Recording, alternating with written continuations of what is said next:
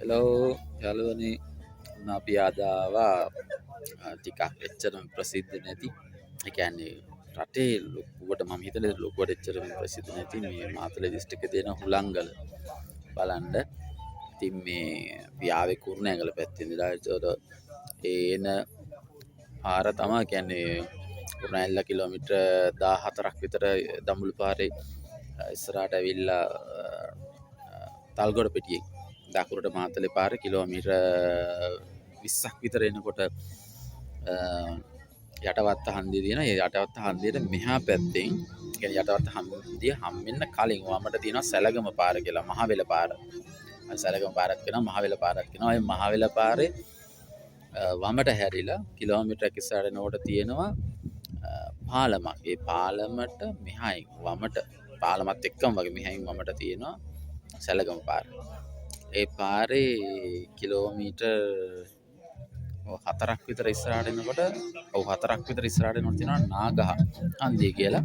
එතන තමයි අපි පොයින්ට් කරගෙන එන්න ඕනේ. ඒ පාරේ අඳුර ගන්න ලේසිම තැන තමයි නාගහ. අවුරුදු මට එතන කඩේ හිටපු කෙනෙක් ඒක අවුරුදු 500ක් විතර පරණ නාගහක් කියලා.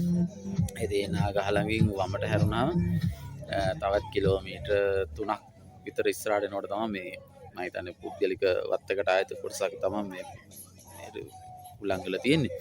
එතනින් ටිකට් එකක් එහෙම අරගෙන බොහොම දුෂ්කර පාරක එන්න ඕන කිලෝමීටර් 2ක් තව ඉස්සරහට. අරව දුෂ්කර පාරක් ඒක. ආපුහාම ඔයාලට මෙන්න මේ වගේ සුන්දරම දර්ශනයක් බලා ගන්න පුළුවන්. අද දවස ගොඩක් විශේෂයි. මොකද අද හොඳට ඉරේලිය පායලා තියෙනවා.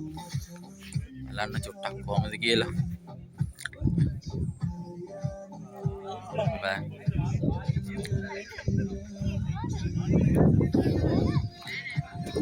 බලන්න ලස්සන කොහොමද කියලා.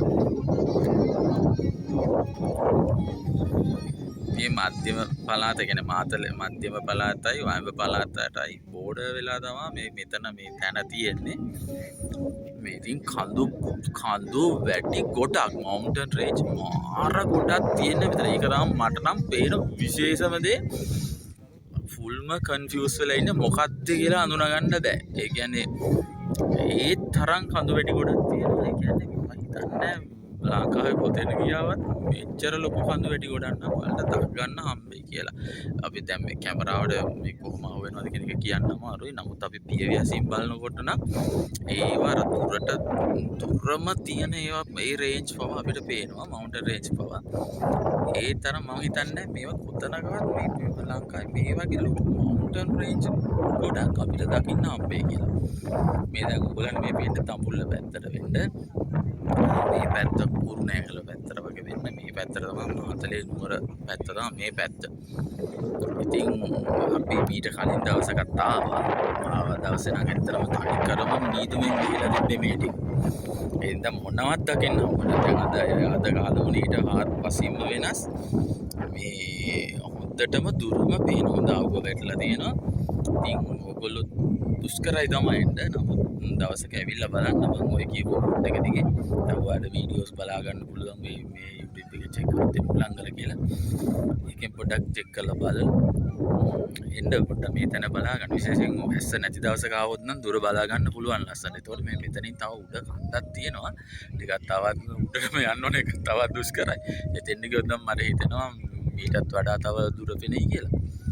මගේ නම් යන්න අදහසක් නැහැ මේ වෙලාවේ. මොකද මේ ටිකක් අමාරුයි. බබයි නෝනත් එක්ක ඇවිල්ලා යාට බබාට අමාරුයි යන්න උඩට. ඉතින් බලන්න දවසක ඔයගොල්ලොත් ඇවිල්ලා